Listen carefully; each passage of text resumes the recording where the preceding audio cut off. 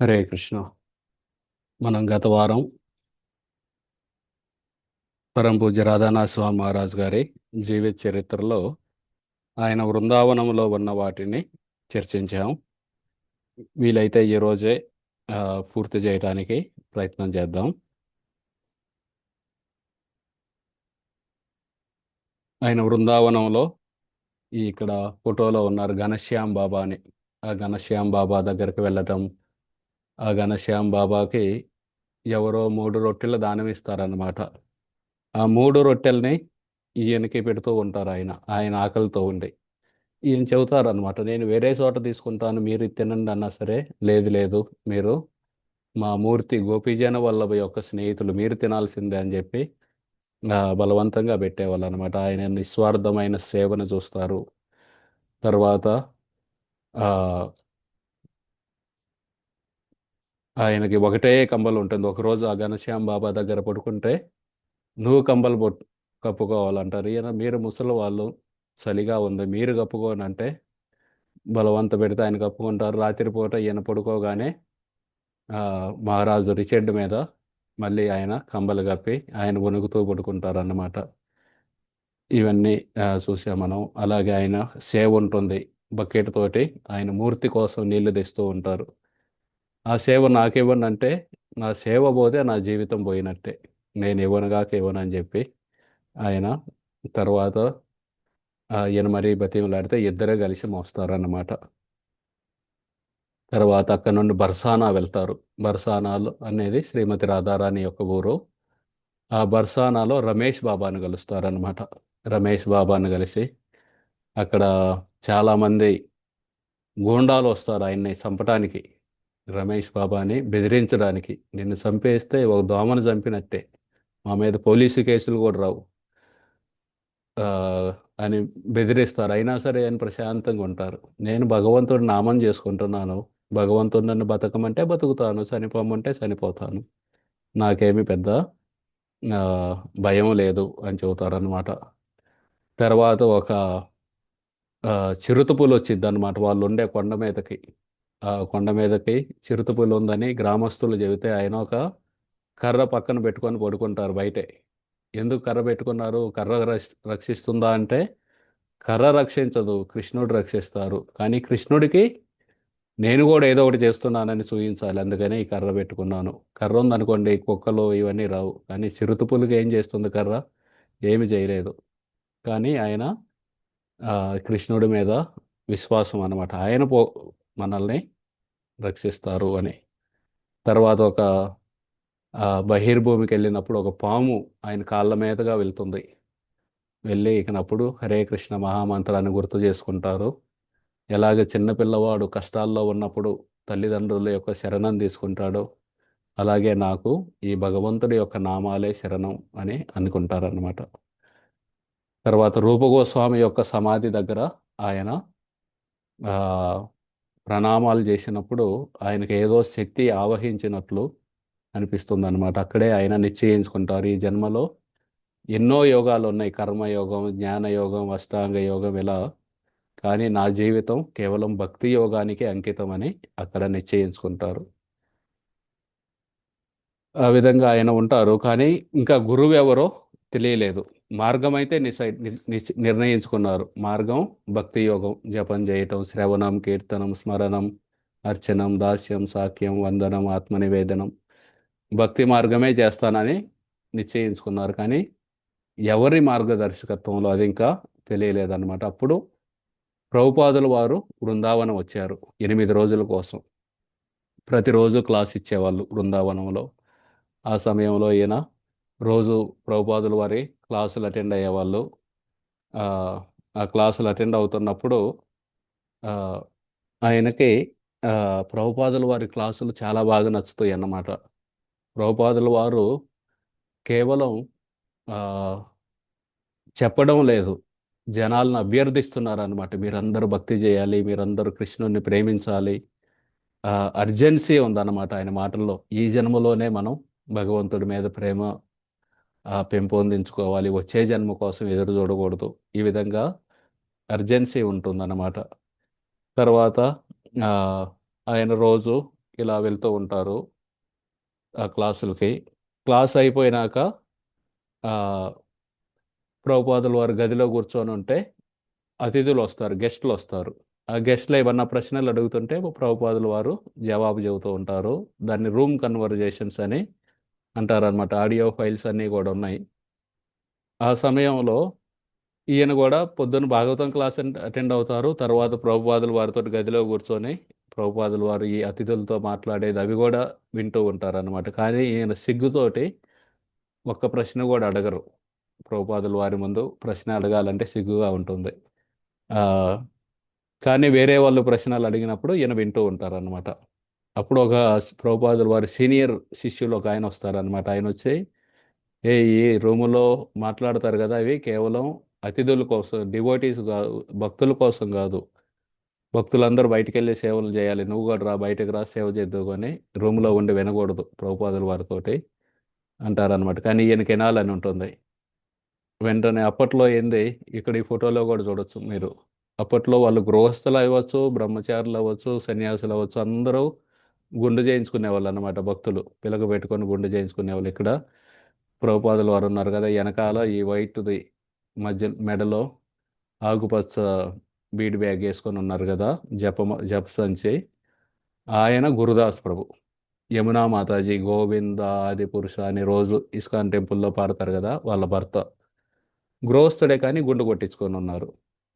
అప్పట్లో అందరూ ఆ విధంగా గుడిలోనే ఉండేవాళ్ళు, అందరూ గుండు కొట్టించుకొని ఉండేవాళ్ళు.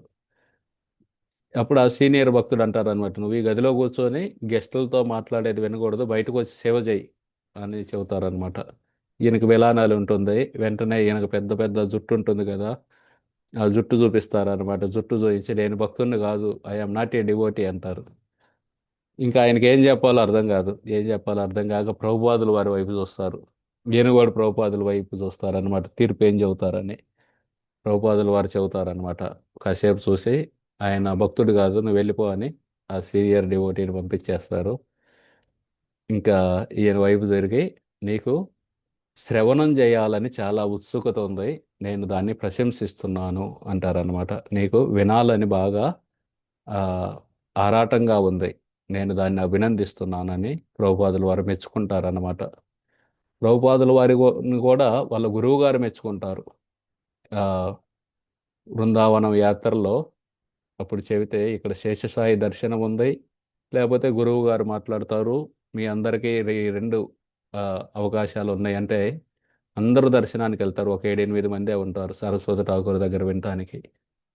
తర్వాత సరస్వతి ఠాకూర్ దగ్గరికి అభయ్ చరణ్ పేరు వెళ్తే దీక్ష కోసం, సరస్వతి ఠాకూర్, నాకు తెలిసి ఈయనకి వినడం చాలా ఇష్టం, శ్రవణం అంటే చాలా ఇష్టం, ఆయన ఎక్కడికి వెళ్ళడు, అంటే ఈ మార్గం, ఈ భక్తి మార్గాన్ని వదిలేసి వెళ్ళడు. ఎవరైతే ఈ శ్రవణం బాగా చేస్తారో, ప్రభుపాదుల వారి పుస్తకాలు చదవటం, ప్రభుపాదుల వారి పుస్తకాల మీద భగవద్గీత, భాగవతం, చైతన్య చరితామృత, వీటి మీద క్లాసులు వినటం, అటువంటి వాళ్ళు ఎక్కడికి వెళ్ళరు అనమాట, ఈ మార్గాన్ని వదిలిపెట్టి వెళ్ళరు.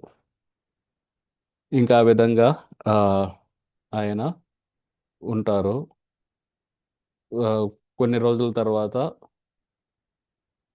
మిగతా వాళ్ళందరూ, ఆ, అక్కడ ఉన్న వాళ్ళందరూ చెబుతూ ఉంటారన్నమాట, నువ్వు బృందావనంలో ఉంటున్నావు, బృందావనంలో కేవలం యాత్రకు రావాలి, కొన్ని రోజులు ఉండి వెళ్ళిపోవాలి, అంతేగాని ఇక్కడే నివసించకూడదు.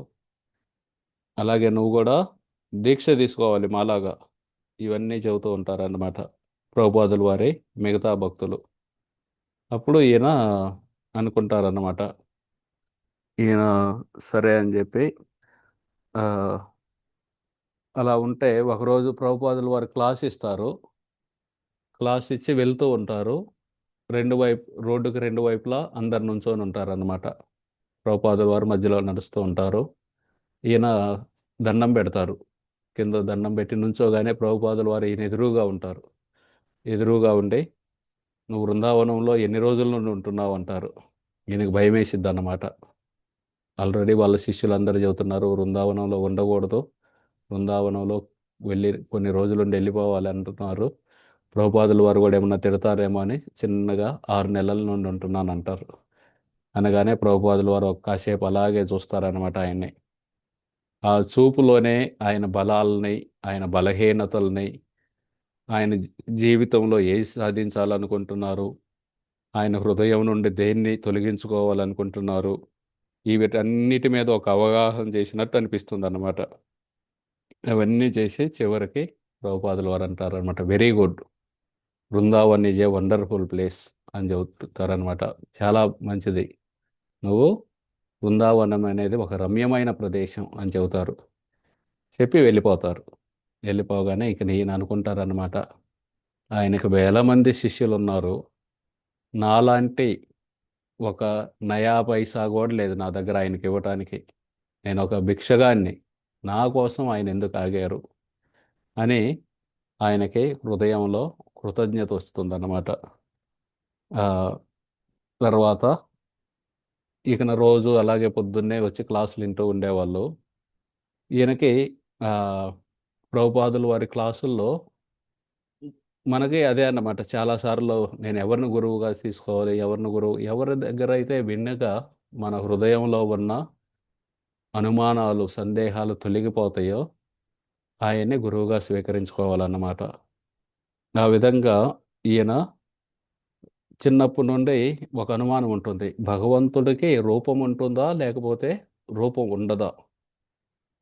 భారతదేశంలో వచ్చి అడిగితే ఈ ప్రశ్న కొంతమంది సాధువులు చెబుతారు, భగవంతుడికి రూపం ఉండదు, ఆయన ఒక పెద్ద వెలుగు, లైట్ అన్నమాట, కాంతి.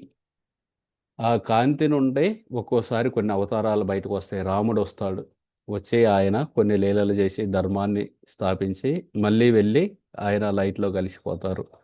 అలాగే కృష్ణుడు వస్తారు, ఆయన కూడా వచ్చి ఆ, ధర్మ సంస్థాపన చేసినాక మళ్ళీ ఆయన కూడా ఆ లైట్లో కలిసిపోతారు. చివరకు మిగిలేది ఆ కాంతి వెలుగు మాత్రమే అని చెప్పారు.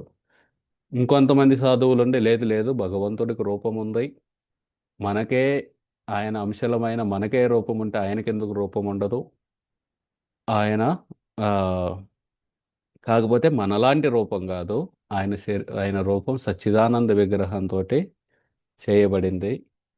ఆ, ఈ విధంగా చెబుతారనమాట. ఈయనకి అర్థం కాదన్నమాట, మరి కొంతమంది అది చెబుతున్నారు, కొంతమంది ఇది చెబుతున్నారు, నేనేం చేయాలి, నేను ఎక్కడికి వెళ్తాను చనిపోయినాక, ఒకవేళ ముక్తి వస్తే, ఇవన్నీ అనుకుంటుంటే ప్రభుపాదులు వారిని అడుగుతారు ఎవరో గెస్ట్, భగవంతుడికి రూపం ఉందా లేదా భగవంతుడికి రూపం లేదా అంటే ప్రభుపాదుల వారు రెండూ కరెక్టే అంటారు. భగవంతుడికి రూపం ఉంది, అలాగే రూపం కూడా లేదు. భగవంతుడి యొక్క శరీరం నుండి వచ్చే కాంతిని బ్రహ్మజ్యోతి అంటారు. జ్ఞానయోగం చేయడం ద్వారా వాళ్ళు భగవంతుడంటే ఆ బయట నుండి ఆయన శరీరం నుండి వస్తున్న జ్యోతి ఉంది కదా, అదే భగవంతుడు అనుకుంటారు. అది ఒక రకంగా కరెక్టే, ఎందుకంటే ఆయన శరీరం నుండి వస్తుంది కాబట్టి. అష్టాంగ యోగులు భగవంతుడంటే ప్రతి ఒక్కరి హృదయంలో ఉన్న పరమాత్మ అనుకుంటారు. అది కరెక్టే. భక్తి యోగులు ఎవరున్నారో వాళ్ళకు ఉత్తమమైన సాక్షాత్కారం అవుతుంది. వాళ్ళకి భగవంతుడు ఒక వెలుగు, అలాగే ఆయన పరమాత్మ, అలాగే ఆయనకు ఒక లోకం ఉంది, ఆ లోకంలో ఆయన ఉండి అనంతమైన భక్తుల యొక్క సేవలు స్వీకరిస్తూ ఉంటారు అని చెబుతారనమాట ప్రభుపాదుల వారు. ఆ విధంగా ఆ, ఒకసారి కొంతమంది వచ్చి అడుగుతారనమాట, ఒక రిపోర్టర్ వచ్చి, మీరు జగద్గురువా, ప్రపంచానికి మొత్తానికి గురువు అనగానే ప్రభుపాదుల వారు వెంటనే చెబుతారనమాట, నేను ఎవరికీ గురువుని కాదు, నేను అందరికీ సేవకుడినని. అది ఎవరు చెప్పగలరు, ఎవరైతే మనసులో ఎప్పుడూ అనుకుంటూ ఉంటారో నేను సేవకుడిని అని, వాళ్ళే చెప్పగలరు అనమాట అంత సడన్గా. ఇక తర్వాత ఒకసారి ఆ, ప్రభుపాదుల వారు యొక్క శిష్యులు శ్యామ్ సుందర్ ప్రభు అని ఉంటారన్నమాట. ఆ శ్యామ్ సుందర్ ప్రభే ప్రభుపాదుల వారికి ఆ, ఈ రిచర్డ్ని ఆమ్స్టర్డామ్లో కలిసి ఆయన చేతులు దోసిట్లో సలాడ్ పెడతారు, ఫ్రూట్ సలాడ్. అదే శ్యామ్ సుందర్ ప్రభు బృందావనం వస్తారన్నమాట. ఆయన్ని బాంబేలో కూడా కలిశారు, ఇప్పుడు మళ్ళీ బృందావనం వస్తారు. బృందావనం రాగానే ఆయన కలిసి, మీరు ఎలా ప్రభుపాదుల వారిని కలిశారంటారనమాట. అంటే అప్పట్లో శాన్ ఫ్రాన్సిస్కోలో హిప్పీలందరూ ఉంటారనమాట. హిప్పీలందరూ వాళ్ళు డ్రగ్స్ తీసుకొని ఆ, పెద్ద పెద్ద జుట్టు పెంచుకొని ఇట్లా ఉంటారు. వాళ్ళందరూ ఒక పెద్ద అవలాన్ బాల్ రూమ్ అని డ్యాన్స్ వేసేది అనమాట అది. అక్కడ పెద్ద పెద్ద రాక్ రోల్ మ్యూజిక్ చేసే వాళ్ళందరినీ పిలుస్తారు. పిలిచి ఏసీ భక్తి వేదాంత స్వామి ప్రభుపాదుని కూడా పిలుద్దామని ఈయన కూడా పిలుస్తారు. ఇక నా ప్రభుపాదులు వారు వెళ్తారనమాట అవలాన్ బాల్ రూమ్లోకి వెళ్ళి, ఇంకా రాత్రిపూట 12ంటికి వెళ్తారు ప్రభుపాదులు వారు. అప్పటికే అంత చీకటిగా ఉండి మధ్య మధ్యలో లైట్లు అటు ఇటు తిరుగుతూ ఉంటాయి. ఆ, ఫోకస్ లైట్లు అటు ఇటు తిప్పుతూ వేస్తూ ఉంటారనమాట. ప్రభుపాదులు వారు వెళ్ళి స్టేజ్ మీద పద్మాసనంలో కూర్చోగానే మొత్తం హాల్ అంతా, ఆ బాల్ రూమ్ అంతా సైలెంట్ అయిపోయింది. ప్రభుపాదులు వారు కీర్తన మొదలు పెడతారు. అక్కడున్న సంగీతకారులందరూ వాళ్ళు కూడా వెళ్ళి వాళ్ళ సంగీత వాయిద్యాలతోటి వాళ్ళు కూడా ఆ కీర్తనలో పాల్గొంటారనమాట. అలా ప్రభుపాదులు వారు 2 గంటలు కీర్తన చేస్తారు. ఎవరి కోసం? డ్రగ్స్ తీసుకొని మందు తాగి అక్కడ దొర్లుతున్న వాళ్ళ కోసం. ఈ శ్యామ్ సుందర్ ప్రభు, ఆయన ఇంతకుముందు పేరు శ్యామ్ అన్నమాట. ఆయన కూడా ఆ బాల్ రూమ్ కీర్తన విని ఇంకా ప్రభుపాదులు వారితో వెళ్ళిపోతారు టెంపుల్కి. ఆ విధంగా ఆయన డివోటీ అయిపోతారనమాట. ఆ విధంగా నేను డివోటీని అయ్యాను. ప్రభుపాదులు వారు ఎక్కడో బృందావనం నుండి వచ్చిన సాధువు ఆ నైట్ క్లబ్లో వాళ్ళందరూ డ్యాన్స్ చేస్తామంటే వాళ్ళ కోసం కీర్తన చేశారు. ఆ విధంగా హిప్పీలని హ్యాపీలుగా సంతోషంగా ఉండే వాళ్ళగా మార్చారనమాట శ్రీల ప్రభుపాదులు వారు. దాని తర్వాత ఆ, మేమందరం ఆయన క్లాసులు అటెండ్ అయ్యేవాళ్ళం. ఆయన క్లాసులో ఏం చెబుతున్నారో అర్థమయ్యేది కాదు. ఎందుకంటే తత్వం వాళ్ళందరికీ తెలియదు అప్పట్లో. కాకపోతే ఆయన ప్రేమించాం మేము. ఆయన ప్రేమించాం. అలాగే ఆయన ఎప్పుడూ జోక్స్ ఎక్కువ వేసేవాళ్ళు. అవి బాగా నచ్చినాయి మాకు. తర్వాత ప్రభుపాదుల వారికి బీటిల్స్ అని ఒక పెద్ద గ్రూప్ అన్నమాట. అప్పట్లో సంగీతం వాళ్ళ నలుగురు ఉంటారు. వాళ్ళ నలుగురు ప్రభుపాదుల వారి యొక్క శిష్యులకు పరిచయమై వాళ్ళు హరే కృష్ణ మహామంత్రాన్ని పాడతారన్నమాట. పాడి రిలీజ్ చేస్తే అది ప్రపంచమంతా వెళ్ళిపోతుంది. టాప్ #1 అయింది. ఆ విధంగా భక్తి అనేది అన్ని దేశాలకు వెళ్ళిందన్నమాట. అందులో ఒక ఆయన పేరు జార్జ్ హ్యారిసన్. సో వాళ్ళందరూ పరిచయం అయ్యారు. తర్వాత ప్రభుపాదుల వారు, నేను ఇవన్నీ శ్యామ్ సుందర్ ప్రభు చెబుతున్నారు అనమాట. రిచర్డ్కి బృందావనంలో మేమిద్దరం కలిసి రష్యా వెళ్ళాము. ఇది రష్యా రెడ్ స్క్వేర్. ఆ, ప్రభుపాదుల వారు రష్యాలో నడుస్తున్నారు, వెనక నుండి ఫోటో తీశారు. మేమిద్దరం రష్యా వెళ్ళాము ఒక ప్రొఫెసర్ని కలవడానికి. 5 రోజులు పర్మిషన్ ఇస్తారనమాట. ఇంకా ఆయన ప్రొఫెసర్ని తప్పించి ఎవరితో మాట్లాడకూడదు బయట పబ్లిక్లో. ఎందుకంటే ఆ సమయంలో రష్యాలో మతాన్ని బ్యాన్ చేశారు వాళ్ళు, కమ్యూనిస్టులు వాళ్ళు. ఎవరో మతాన్ని పాటించకూడదు. ఏ మతాన్ని పాటించకూడదు. క్రిస్టియన్ మతం, ఇస్లాం, హిందూ ఏ మతం పాటించకూడదు. మతాన్ని బ్యాన్ చేశారనమాట. అటువంటి పరిస్థితుల్లో ప్రభుపాదులు వారు వెళ్ళి 5 రోజులు ఉన్నాం. ఆ ప్రొఫెసర్ తోటి ఒకరోజు మీటింగ్ ఉంది, మిగతా రోజులు ఏం చేయాలని ఇండియన్ హై కమిషనర్ ఉంటే అక్కడ వాళ్ళ అబ్బాయితో పాటు ఒక రష్యా అబ్బాయి వస్తారనమాట ప్రభుపాదుల వారి హోటల్ రూమ్కి. ఇంకా ప్రభుపాదుల వారు ఆ రష్యా అబ్బాయికి భక్తి గురించి చెబుతూ ఉంటారు. ఆ అబ్బాయి నీళ్ళని స్పాంజ్ ఎలా లాక్కునిద్దో అలా మొత్తం వింటూ ఉంటాడు అనమాట. 4 రోజులు ఫుల్లుగా వింటాడు. ఇంకా ప్రభుపాదుల వారు చివరి రోజు ఆయనకి దీక్ష ఇస్తారు. ఆ అబ్బాయి పేరు ఎనటోలి. ప్రభుపాదుల వారు ఆయనకి ఎనటోలికి అనంత శాంతిదాస్ అని దీక్ష ఇస్తారు. దీక్ష ఇచ్చి ప్రభుపాదుల వారు రష్యాని ఉండొచ్చేశారు. ఇంకా మళ్ళీ వెళ్ళలేదు రష్యా. ఆ అబ్బాయితోటి 4 రోజులు గడిపారు ప్రభుపాదుల వారు. దాని వలన ఆ పిల్లవాడు ఎంత శక్తివంతుడవుతాడంటే మొత్తం రష్యా అంతా భక్తిని తీసుకెళ్తాడనమాట. ఎన్నో భగవద్గీతలు ప్రింట్ చేయిస్తారు. అంత దాక్కొని చేయాలన్నమాట.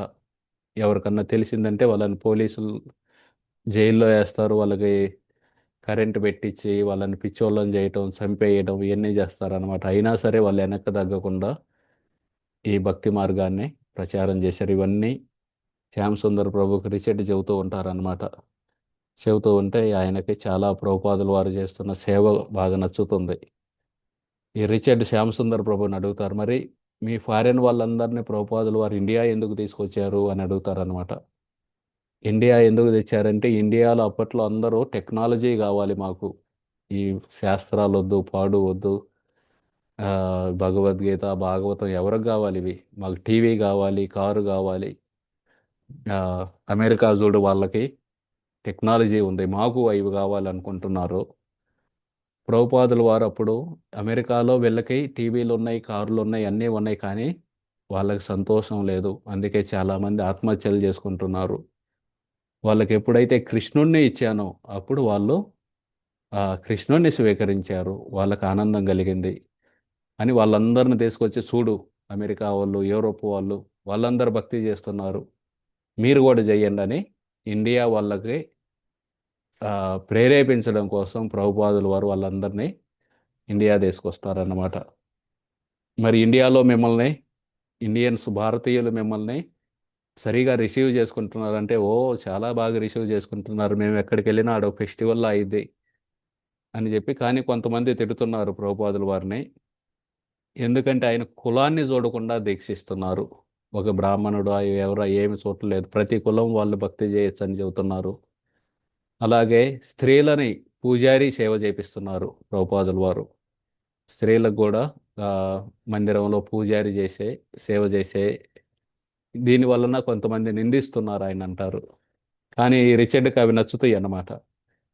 నేను భారతదేశంలో తిరిగినప్పుడు ఈ కుల వ్యవస్థ వల్ల కొంతమంది అణగారిన కులాల వాళ్ళని తక్కువగా చూస్తున్నారు, అది నచ్చదు ఈయనకి.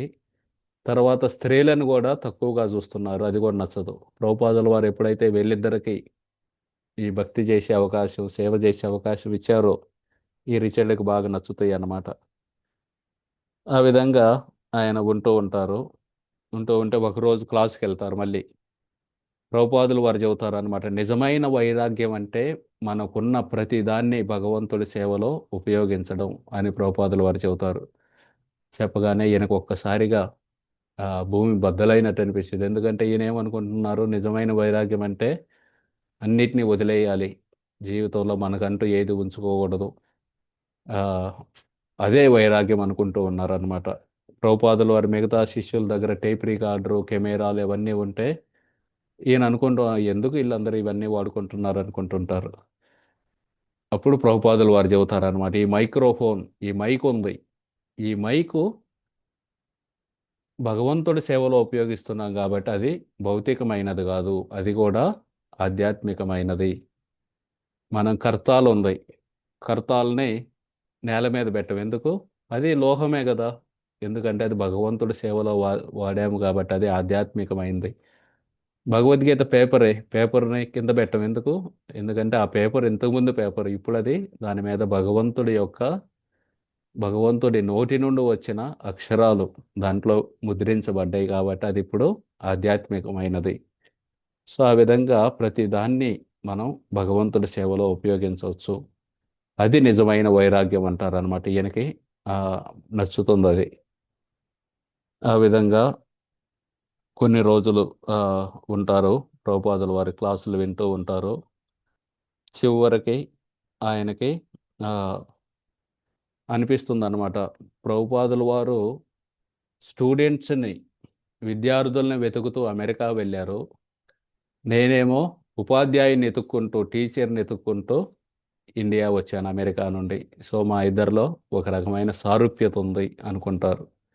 ప్రభుపాదుల వారేమో స్టూడెంట్స్ కోసం వెతుకుతూ అమెరికా వెళ్ళారు, ఈయనేమో టీచర్ని ఎతుక్కుంటూ ఇండియా వచ్చారు. ఇక నా చివరికి ఆ,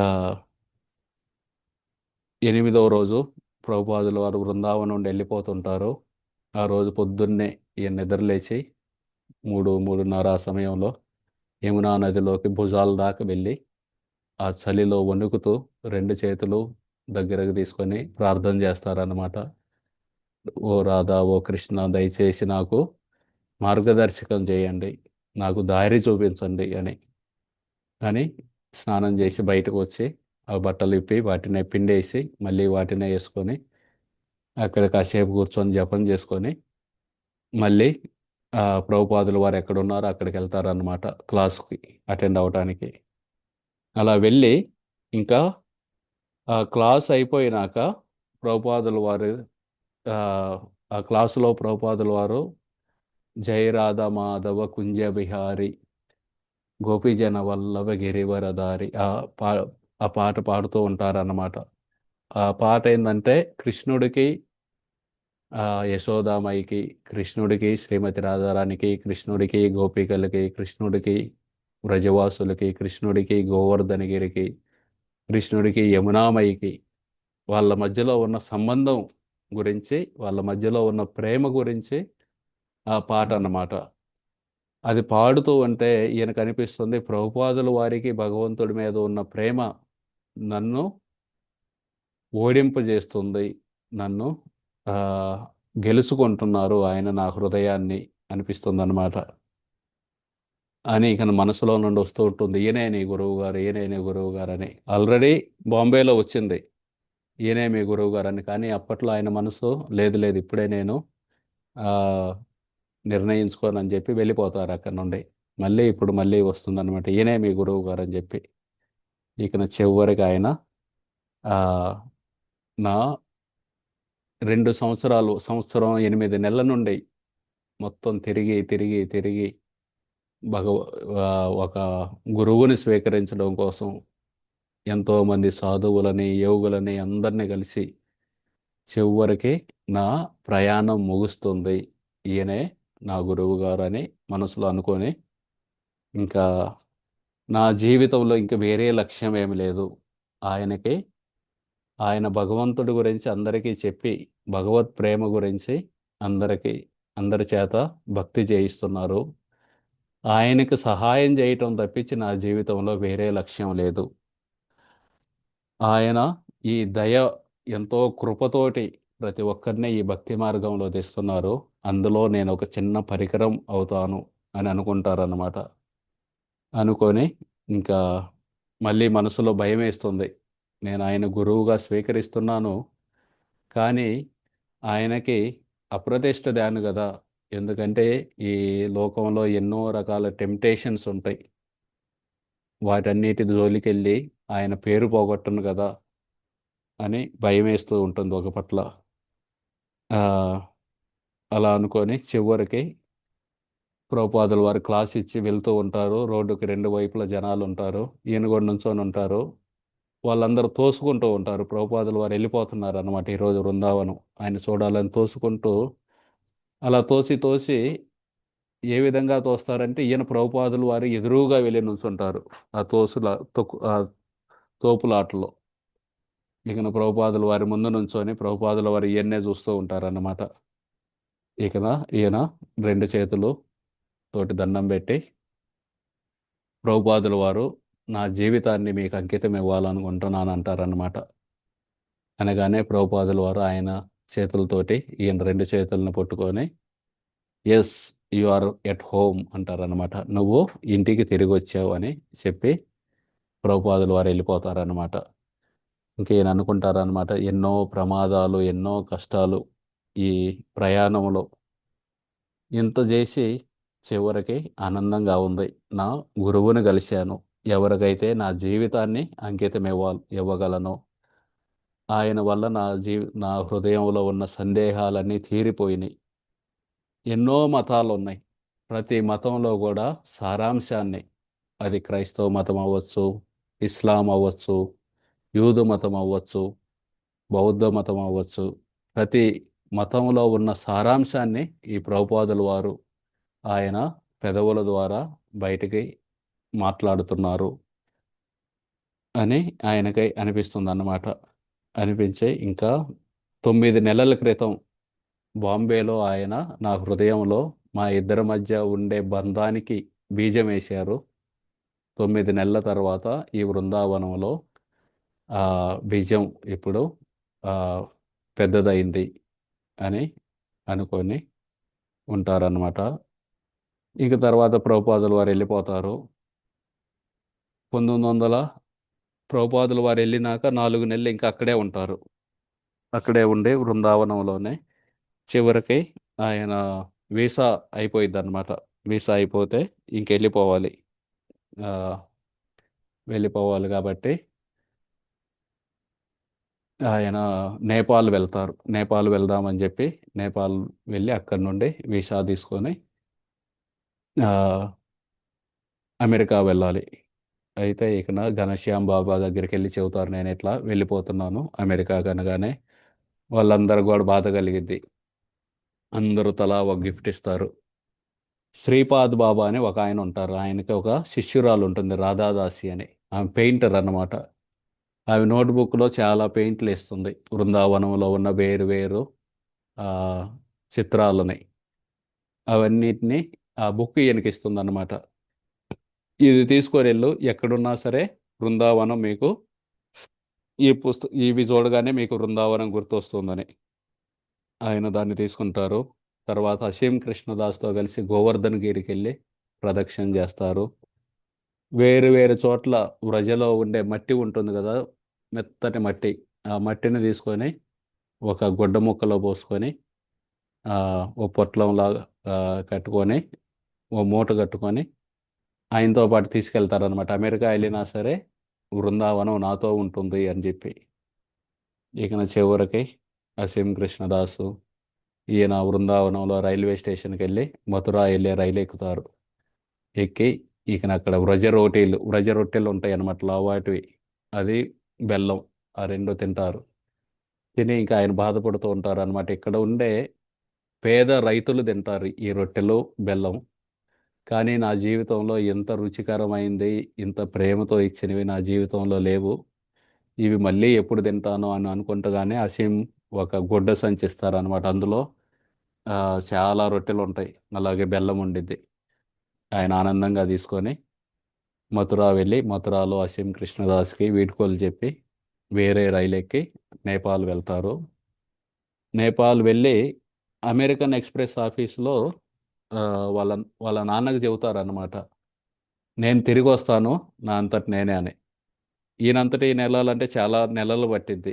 ఎందుకంటే ఆల్రెడీ యూరోప్ నుండి ఇండియా రావడానికి 6 నెలలు పట్టింది.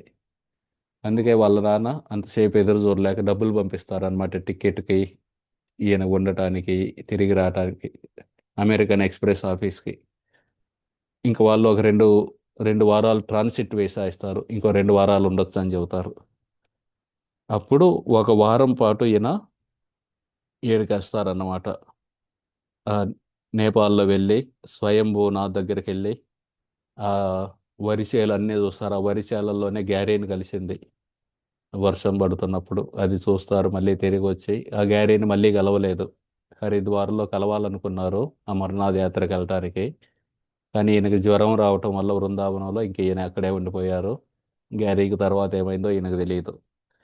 తర్వాత బాగ్మతి నదికి వెళ్తారు. తర్వాత పొకారా ఈ లోయలోకి వచ్చి ఆ కొండల్లో ఒక గుహలో ఉంటూ రోజు ఆడ చెరువు ఉంటే ఆ చెరువు మధ్యలోకి వెళ్ళి ఆడ రాయి ఉంటే ఆ రాయి మీద కూర్చొని ఆ, జపం చేసుకునేవాళ్ళు. మళ్ళీ సాయంత్రానికి ఆ గుహలో వెళ్ళి అలా వారం రోజులు ఉన్నారు అక్కడ. ఆ చెరువు నుండి ఆయన గుహకి వెళ్ళే మధ్యలో ఘాట్ రోడ్ వచ్చింది.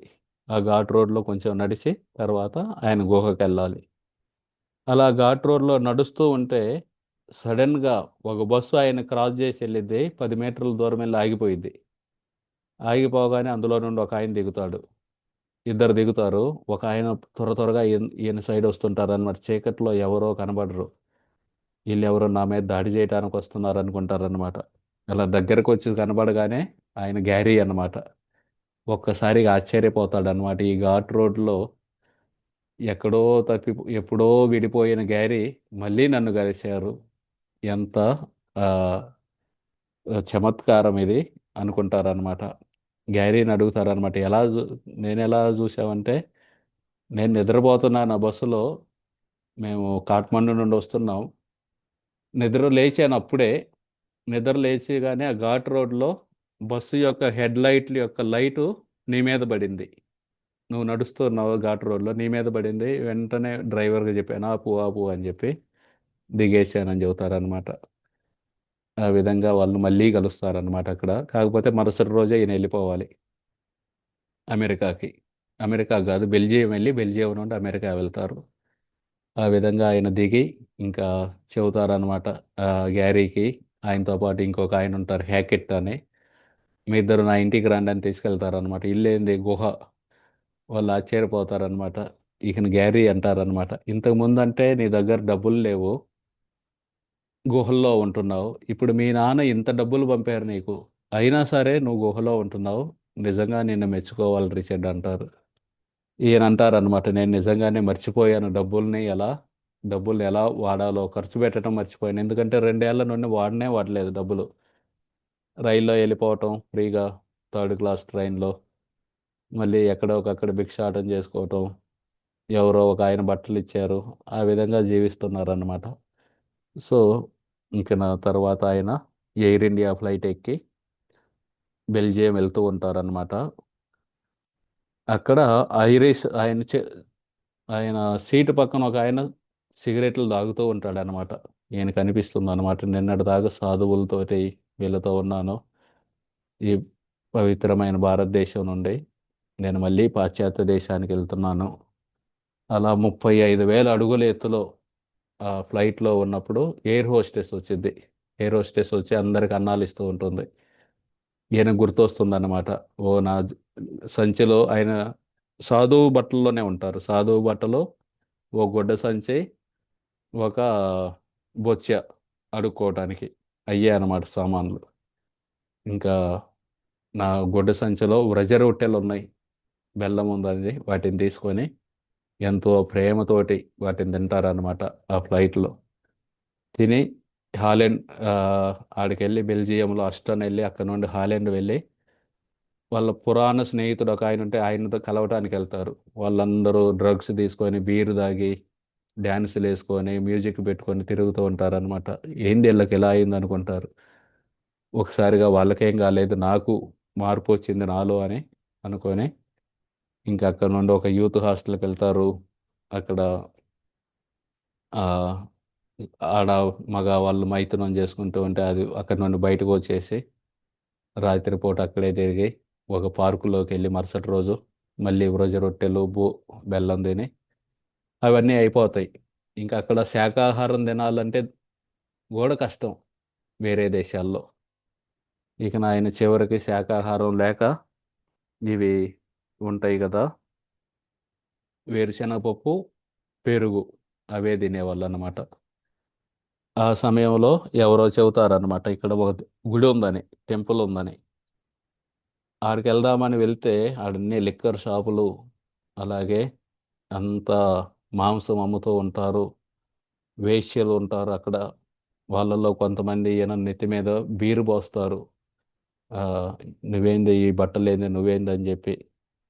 ఇక నా చివరికి ఒక చోటుకి వెళ్తే రాధాకృష్ణ టెంపుల్ అని రాసి ఉంటుంది, రాధాకృష్ణ మందిరం అని. లోపలికి వెళ్తారు, లోపలికి వెళ్ళి స్నానం చేసి ఆడకొచ్చి కూర్చోగానే వాళ్ళు ఒక గ్లాసు నిండా వేడి వేడి పాలు అందులో యాలుక్కాయలు వేసి ఇస్తారన్నమాట. అది తాగి కీర్తన వస్తూ ఉంటుంది వెనకాల. ఆయన అనుకుంటారనమాట, ఈ ఎడారిలో ఇదొక ఒయాసిస్. ఒయాసిస్ని ఏమంటారు తెలుగులో? నిన్న కూడా నాకు అర్థం కాలేదు. మీకు ఎవరికన్నా తెలుసా?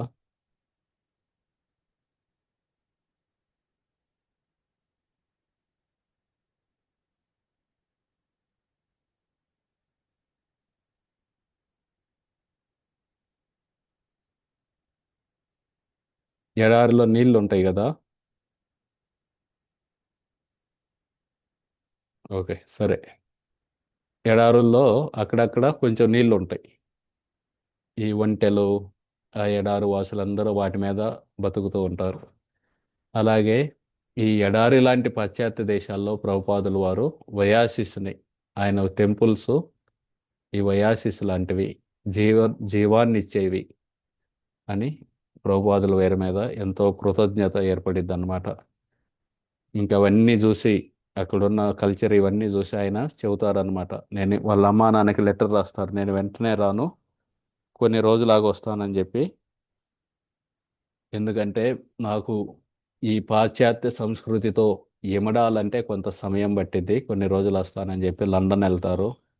కొన్ని రోజులు లండన్లో ఒక ఆశ్రమంలో ఉండి ఇంకా మళ్ళీ న్యూయార్క్ వెళ్తారు. న్యూయార్క్ వెళ్ళగానే ఆయన ఆమె ఒక ఆమె ఉంటారు, ఆయన పాస్పోర్ట్ అంతా చూస్తారు. పాస్పోర్ట్లో ఆఫ్ఘనిస్తాన్, ఎన్నో దేశాల పేర్లు ఉంటాయి, ఆఫ్ఘనిస్తాన్, పాకిస్తాన్, నేపాల్ ఇవన్నీ చూసి ఎవరికో ఫోన్ చేసిద్ది ఆమె.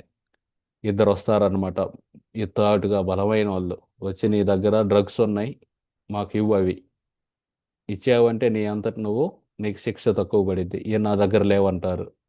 వాళ్ళు ఒక్కసారిగా మా కోపం తెప్పియగాకు, మేము వెతికి పట్టుకున్నామంటే నిన్ను విపరీతంగా శిక్షిస్తామంటారు. ఈయన నా దగ్గర లేవంటారు అనమాట. ఈయన గుడ్డ సంచి తీసుకొని ఎతుకుతారు. ఎతుకుతే ఒక మూట ఉండిద్ది, గుడ్డ మూట. అందులో పొడి ఉండిద్ది. ఇదిగో ఉందిగా డ్రగ్స్ అంటారు. ఈయన ఏంది ఇది అంటారు. ఇది బృందావనంలోని మట్టి అంటారు. వాళ్ళు కొంచెం ఇలా నలిపి వాసన చూస్తారనమాట. ఇది మట్టే అని చెప్పి ఆ మూట మళ్ళీ కట్టి ఈయనకిచ్చేసి, ఇంక శరీరం అంతా తడుముతూ ఉంటే వెనకాల ఒక చిన్న ముడిలా దొరికింది. ఇక్కడ దాచిపెట్టావని బట్టలు ఇప్పిస్తారు. అది కోపిన్ అన్నమాట. సాధువులు ఒక ధోతీనే ఒక చివర చీల్చి దాన్ని ఒక గోసిలా కట్టుకుంటారు కదా. అది ఒక ముడిలా ఉండిద్ది వెనకాల. ఇదేందంటారు, ఇది కోపిన్ అంటారు, అనగా లయన్ క్లాత్ అంటారు. సరే అని చెప్పి బట్టలు వేయించుకొని వేసేసి ఆయనకి, మమ్మల్ని క్షమించాలి, మీ పాస్పోర్ట్లో ఆఫ్ఘనిస్తాన్, పాకిస్తాన్, నేపాల్ పేర్లు ఉన్నాయి కదా, జనరల్గా అక్కడ నుండి వచ్చే వాళ్ళందరూ డ్రగ్స్ ఉంటుంది, అందుకే మీ మీద అనుమానంతో వెతికాం. అమెరికా దేశాన్ని కాపాడాలన్నదే మా ఉద్దేశం. మీకు కలిగిన అసౌకర్యానికి చింతిస్తున్నాము, మీరు వెళ్ళిపోవచ్చు అని పంపిస్తారనమాట. ఇక బయట వాళ్ళ నాన్న వాళ్ళ తమ్ముడు ఎదురు చూస్తూ ఉంటారు. ఎదురు చూస్తూ ఇంకా ఆయన తీసుకెళ్ళిపోతారు.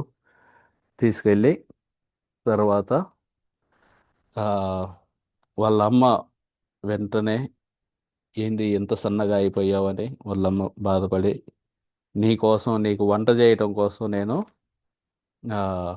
వెజిటేరియన్ శాకాహారాన్ని ఎలా వండాలని చెప్పి నేర్చుకుంటున్నాను అని చెప్పి వాళ్ళమ్మ చాలా పుస్తకాలు కొనుక్కునేది, వెజిటేరియన్ కుకింగ్ ఎలా చేయాలని. ఇక ఆయనకి వండి పెట్టింది. ఆయనకు ఒక పెద్ద గది ఇస్తారన్నమాట. ఆయన వద్దు, నాకు గది వద్దని బాల్కనీలోనే పనుకోవటం, అక్కడే జపం చేసుకోవటం.